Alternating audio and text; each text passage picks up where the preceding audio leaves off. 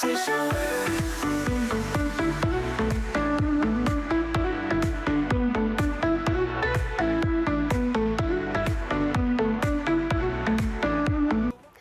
back to the show. So let's get into today's big conversation.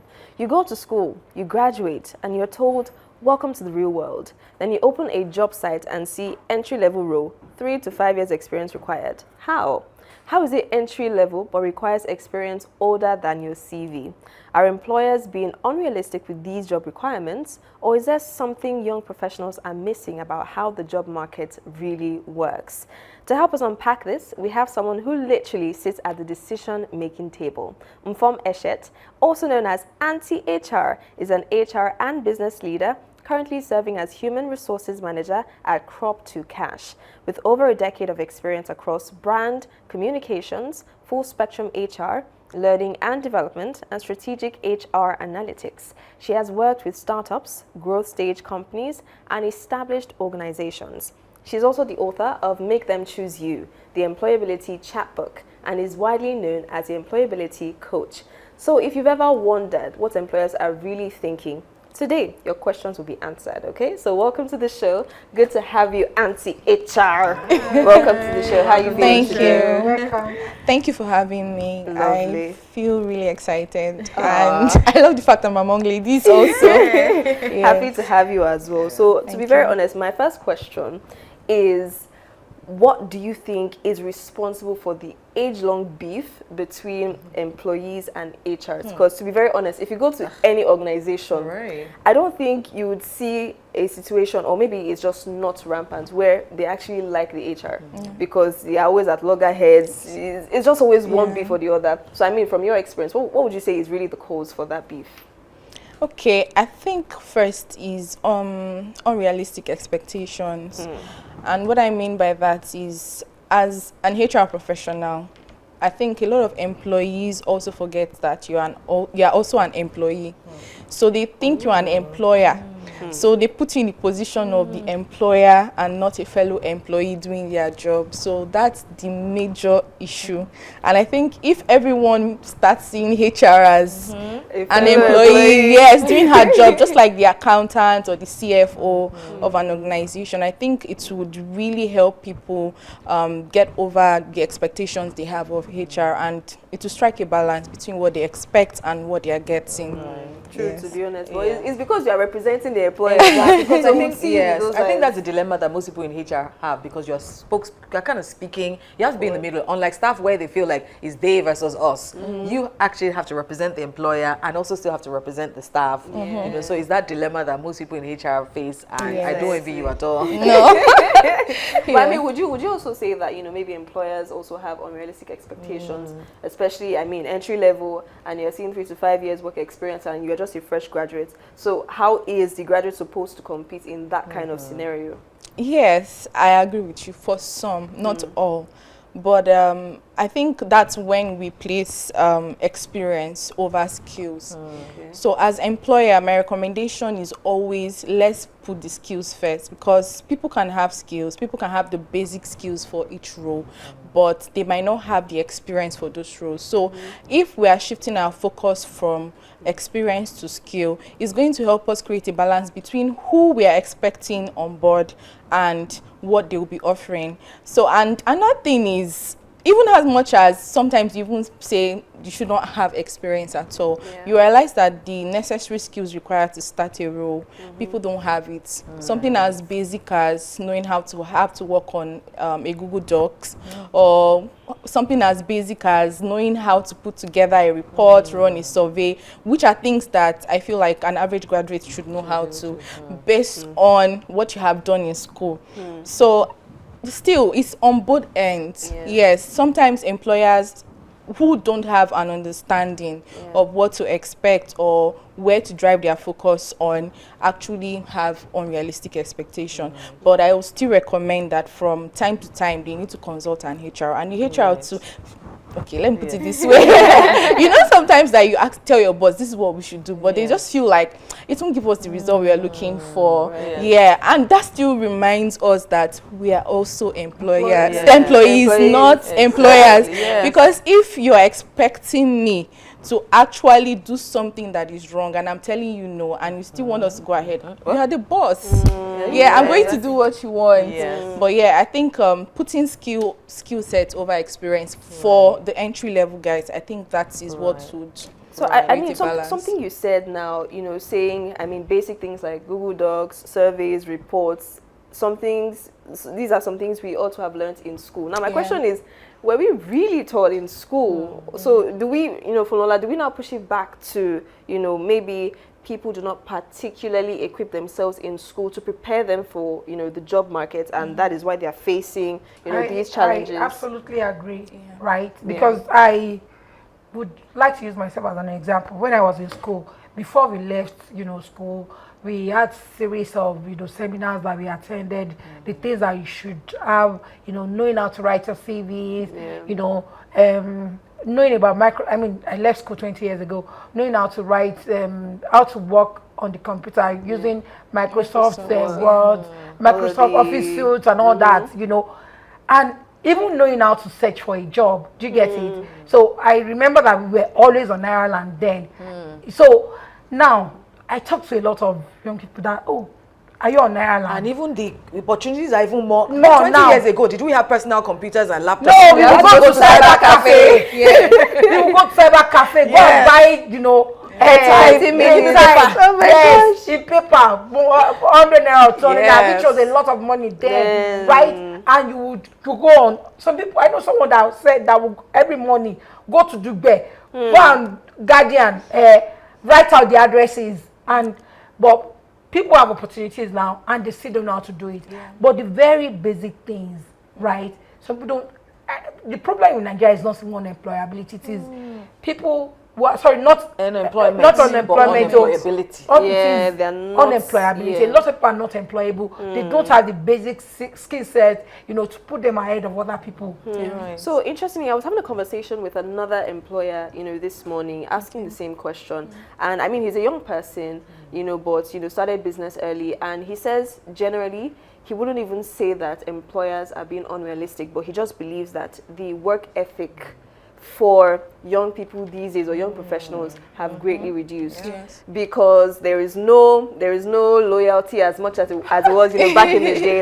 And also because, you know, the world's a global village, so they feel like, oh, they could have precisely, well, if you don't feel me, I'm out, or they feel like, you know, they could really just not even deal with just one job, right? So I mean, how would you now say, you know, okay, before I come to you, let me go to Ronnie, because I mean, you're also an employer, so you're faced with having to deal with these people firsthand. How would you say maybe people should position themselves better? Right. Because if they want jobs, they have to be employable. Absolutely. Because I mean, while we were talking, I was thinking about how can someone be a graduate and you don't have any experience? You should already have had that 2 to 3 years that they're talking about. Employers know what they're asking when they say you should have experience in this and that, because you shouldn't be fresh out of school and be useless, for want of a better word. Because that's why we look at our European counterparts. During the holidays, they're working. Our own children are during holiday, they are sitting there and they're waiting to, you know, when I graduate, I'll just become this, become that. You know, so for me, there's so many, and I'll let the HR talk about all of those little ways you can garner that experience. It's not that because their head is not correct is why they're saying we need someone that has fresh graduate, but you have this and that. Because your work ethics should start from before school. What were you doing? I remember whilst I was in school, I used to work at a cyber cafe. So a lot of the things I did, it's not just about working. When I wrote my CV, I said I have leadership skills. I'm talking about how for example, I was made team lead in a cyber cafe. Those of them, because I was a student, those are the things that package very well. So when I meet a fresh graduate and all they've done throughout their life is just go to school, I'm like, oh, it's such a pity because you didn't allow school to go. So it's not just about the 4 walls of a school, but what did you do while on holiday? What did you do? Did you volunteer? There's so many opportunities to garner that experience beyond just, oh, I'm a graduate, I finished with the first class in your pocket, because that first class is really mostly theoretical and not practical. Precisely. And HR, so how can people properly position themselves to be employable? Okay, I think first is realizing that beyond school, I'll use myself as an example. Okay. So I started blogging. I think we mentioned that I started blogging while I was in university. I think that was 200 level, and I think that helped me build my skill around communication and writing. So when I was out of school, it was easy to get opportunities. Yeah. But while still in school, I was also interning. So I think that is very important. As students, wherever you are at the moment, you can volunteer. I think there is a lot of pressure also from the society on students, and sometimes they put the pressure on themselves, and they also allow what the general public is, the view out there, to be a form of pressure on them. For instance, I would say people come online, I'm like, oh, I'm a student, I'm earning $100 every month by working for this organization. Once you see that the person doesn't give a background to how it happened, they don't give a background to how they got that job, the platform or anything, you find out that others start putting pressure on themselves, not realizing that this person's background is not my background. So there's that pressure, and I feel like a lot of people are not conscious of the fact that this kind of pressure can allow you miss opportunities, because now you're looking for $100 per month. You are looking, you don't have this person's background, you're looking for $100 per month, you're not willing to volunteer because you feel like you need to get God forbid. Yes. Okay, God forbid. Yes. Yes. So they're not willing to actually volunteer to build their experience bank. Instead, they just want to jump into the market and start making money, not realizing that they don't have the necessary experience that would kill them. It's step by step. It's not something that will just happen at once. So that's I think what students or anyone that is starting up afresh should focus on. Build as much experience as possible. Volunteering, internship, whatever opportunities you come across. 100%. I said on the table before how, you know, I'm grateful to my dad for, you know, bringing us up in this light. Straight out of secondary school, we started working. So before you get into university, you have at least 1 year work experience. It exposes you to life and all of it. But little objection, you know, from what Ronnie said, how, yes, interning and all of this. I had an experience where it was during one of the strikes that we had. Of course, when I was on holiday from school, I would go and work. So I have experience in like printing, in a printing firm, in like in a school, you know, different places. And then I applied. It was a newspaper company. Some of their papers that were even taken. I applied there, and you know, in the interview, I was with the CEO. I mentioned how I'd been on radio and all of it. And then whether I was even head of news, he just scoffed and I like, that's student experience. It doesn't count. And I'm like, where else am I supposed to collect the experience from? So I mean now, Auntie Charu, Tell us. Precisely when employers ask for experience, is it that, you know, volunteering doesn't count, student experience doesn't count, or maybe they just really want us to maybe just take online courses? Because I believe practicality is very important. And say, for example, you're even doing maybe a technical course in school, and that's not precisely where you want to focus in. So when you're on your break, you are doing, you know, something in the area you want to. So what kind of experience really are they looking for us to have when we apply for jobs? Okay, so I think that's where there is a knowledge gap between the employers and employees, because a good employer, let me just not just say employer, a good recruiter, whether it's an employer or HR, would know that someone that is willing to go the extra mile and do what others are not doing, including interning while in school, volunteering for opportunities out there, and not just sitting down. That is a very good sign in any individual. Anyone that has that particular trait, I think as an employer, you should jump on that person, because you know that this person likes having things on their hands to do. They won't come into your team and be idle. They would be very creative. They'll try to see how to make things work wherever they find themselves. So that is a good sign that someone is actually worth being on your team. But I think that because a lot of them are not knowledgeable in that aspect, so you find out they start making errors like, volunteering experience is not an experience, or internship is not an experience. But the truth is, anyone that I find that, okay, you had the opportunity to sit down and not do anything for 3 months or for 6 months, and you will still be fine, but you still went ahead to push yourself. It's a good trait for me to have you on my team, because I'm very sure that you're someone who is very proactive, and you're going to take the necessary steps to do what you have to do. So, like I said, knowledge gap. Knowledge gap. Okay. Yes. Okay. Well, Funala, my question now is, would you say, I mean, from what she has said now, would you now say, because sometimes we see many job opportunities and people even, because you see requirements is very, very, very, very long. Oh, very long. Yeah. And so would you now say like someone should or can apply for a job even if they don't meet all the criteria? Maybe it's just let me try if I get in, and I'll learn on the job. They don't have to know.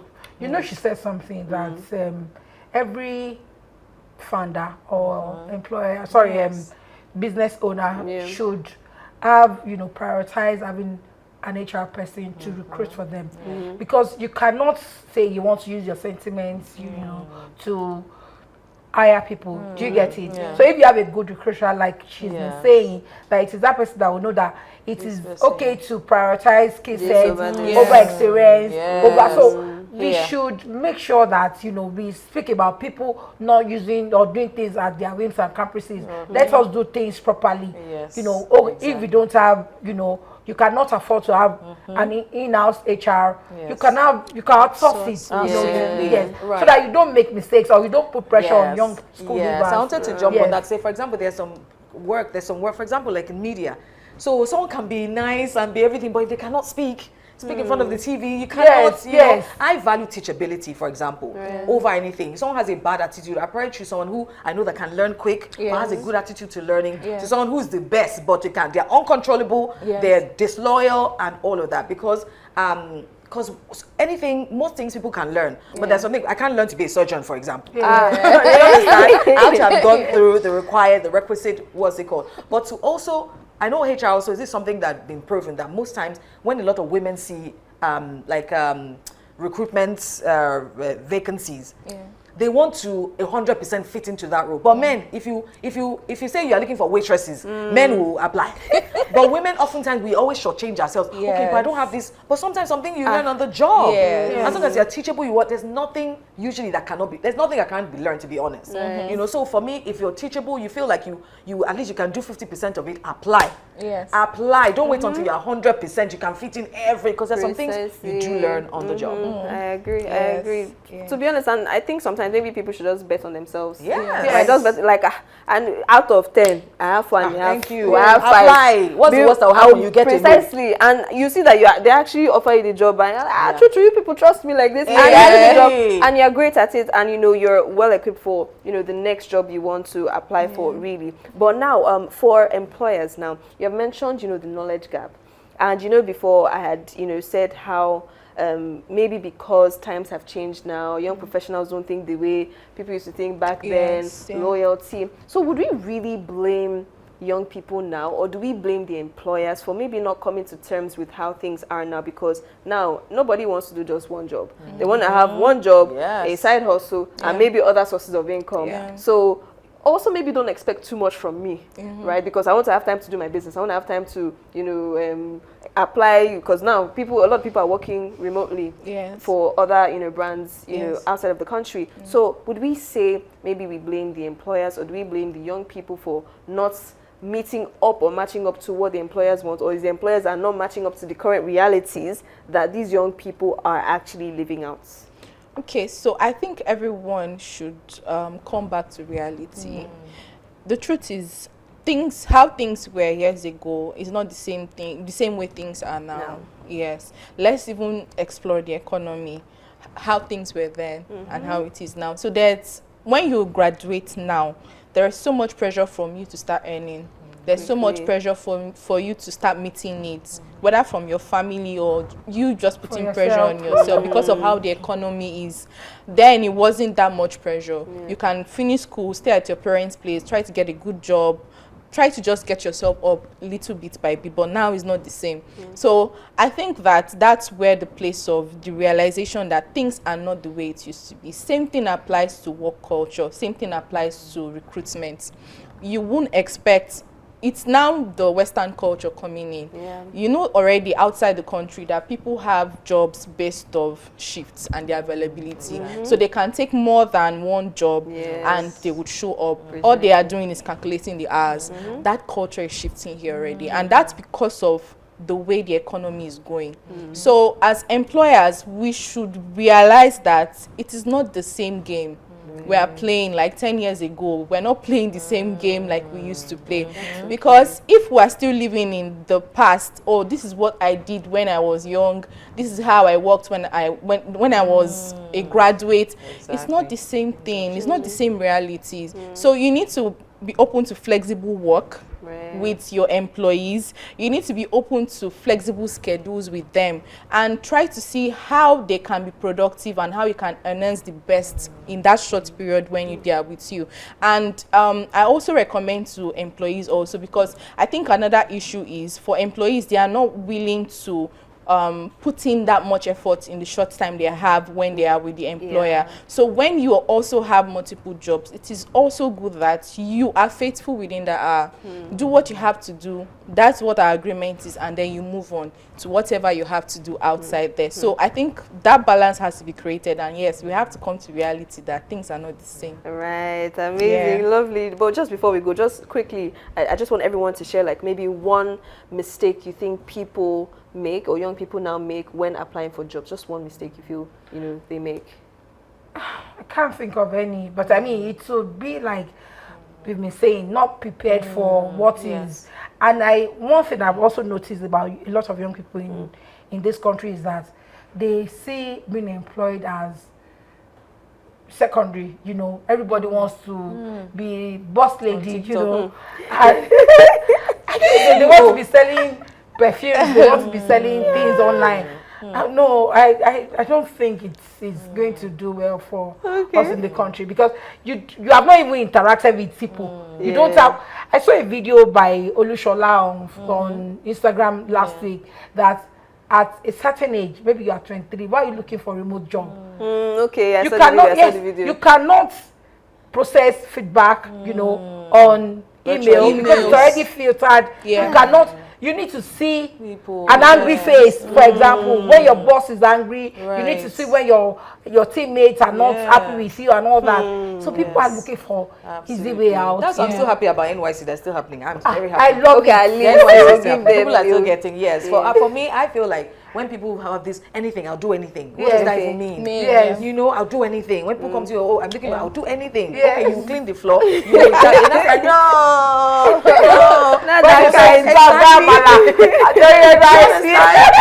they will not post on TikTok. You can't imagine what imagine. Do anything. So garner the skill set.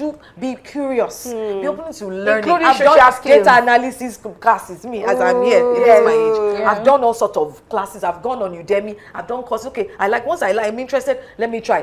Data analysis. This one is deeper than I thought. SPSS. I ran away. So just pick up skills. Pick up skills. Young people, including social skills. Yes, including social skills. Knowing how to greet. You enter into an interview, whatever, you can greet. Those are skills I don't know. Your parents need to teach. I don't know, but I know. Before I did any interview, my dad would do like a mock interview with us at home. So you say when you come in, you have to greet. Don't sit down, so they tell you to sit down. Thank you. There's just some certain, look them in the eyes and all those things. But I don't know that people do that anymore, to be honest. But one mistake I would say people make clearly is the foundational, their CV. People don't know how to write their CVs. ChatGPT. And it will be so obvious. It will be so obvious. I am not anti-ChatGPT. Even if you use ChatGPT, please humanize it. Use your head. Don't be like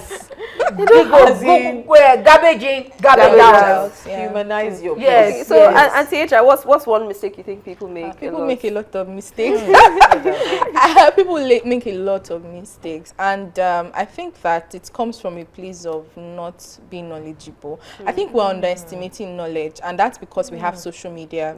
So anyone thinks that everything on social media works. So first of all, the mistake you make as someone who is entering the market and who's trying to get a job is not acquiring the right knowledge. That's like the greatest mistake, and I think it still boils down to what you both have said, and that's because if I don't have the right knowledge, like you said, on what my CV should look like, what's the possibility of having a great CV? If I don't have the knowledge of where I should find jobs, what's the possibility of getting the jobs? Or if I don't have the knowledge of how I should present myself during interview, how I should prep for interviews, what's the high chance that I would actually do well in that interview? So we have undervalued knowledge, and that's because we have social media, we have a lot of platforms, we are not very conscious of learning, micro-learning intentionally. We just breezing through tips and snacks here. And you'll be cooking it. People have snacks and they think they're healthy. But you fed on. Amazing. So, well, it's been a great conversation. Thank you so much, Auntie HR. We're going to go on a quick break, and when we get back, we have our agree or disagree segment. So stay with us. Welcome back to the show. We still have Auntie HR with us on the table. She's been giving us so many gems, and just like Ronnie said, this should be a paid session. This should be a paid session, but I mean, just consider it a gift from us on TBC. So let's go straight into our agree or disagree segment. We're going to see a statement of the day, and we get to agree, disagree, and defend our answer. So let's see today's statements. Okay. Most entry-level roles are just mid-level jobs with lower pay. Most entry-level jobs are just mid-level jobs with lower pay. Hey, agree or disagree? Most entry-level roles are just mid-level jobs with lower pay. Okay, maybe let's defend the answer. I disagree because you disagree? Yes. Okay. So because I see when I was also applying for jobs, they were truly, entry-level jobs, and the pay was, it's commensurated with what I was doing. So I don't, if I want to hire someone now, like, okay, this is what we are going to be doing as entry-level, but I'm sure that thing was written by a Gen Z. What do you mean? What do you mean? I want to reason that way.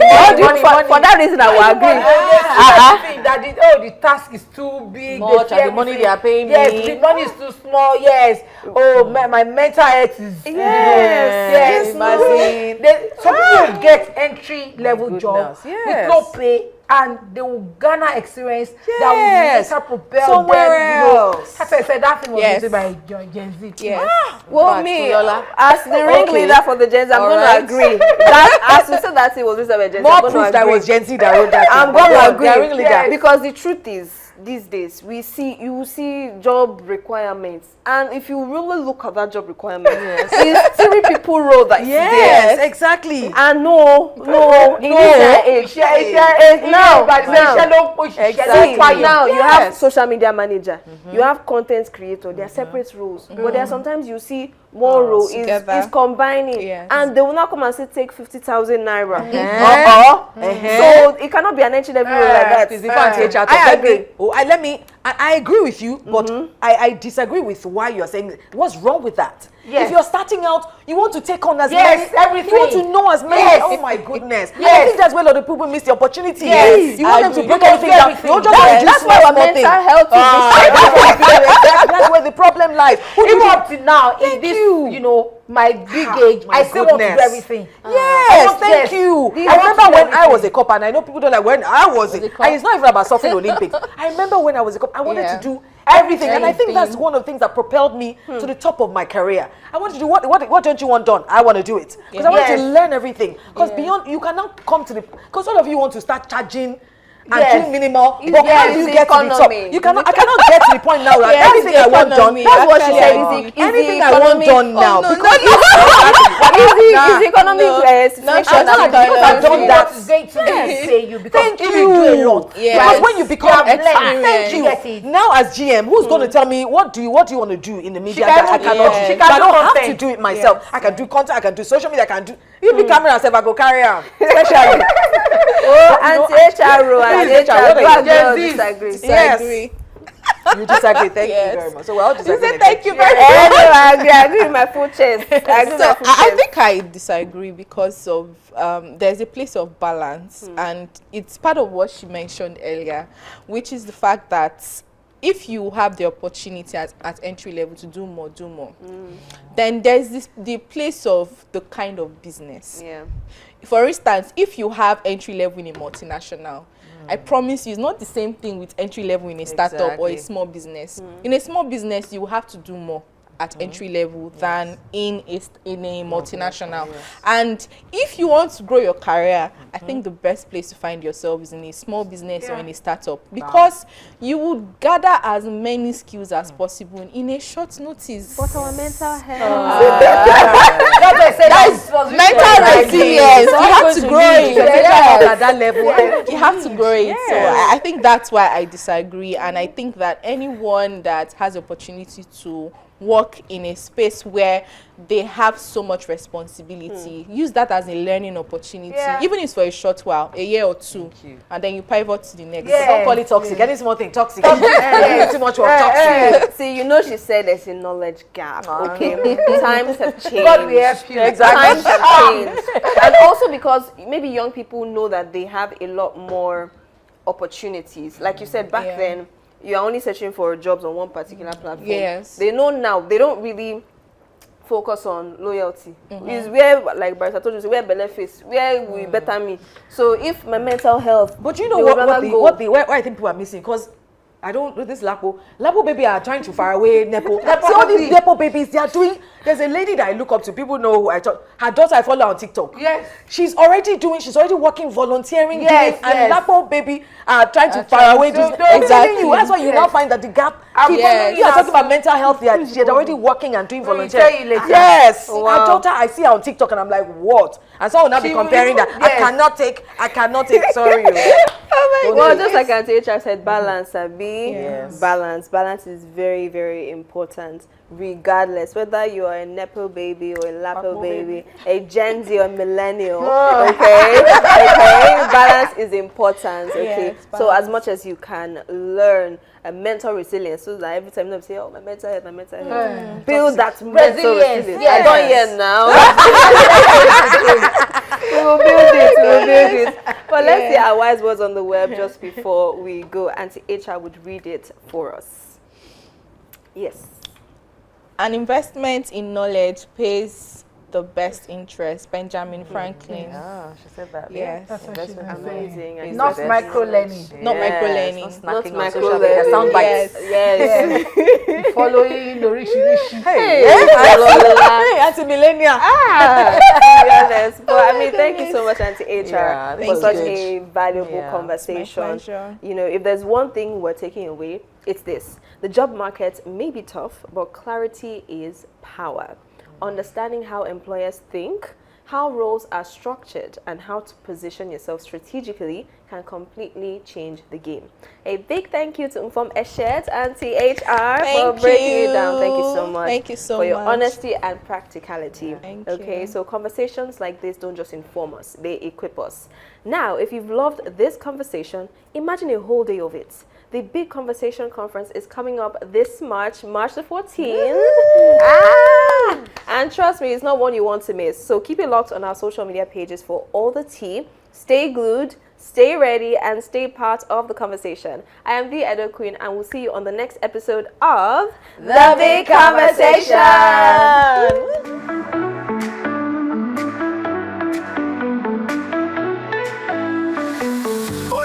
Rising, stories told, truth unfolding, brave and bold.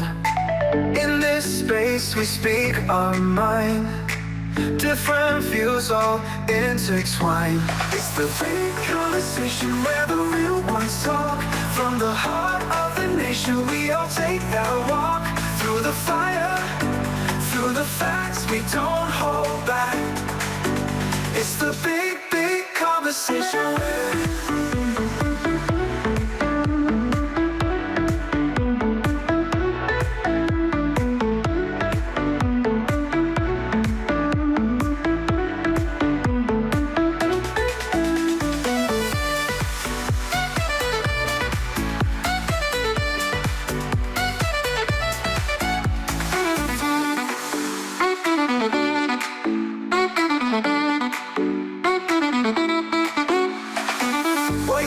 Rising, stories told, truth unfolding, brave and bold.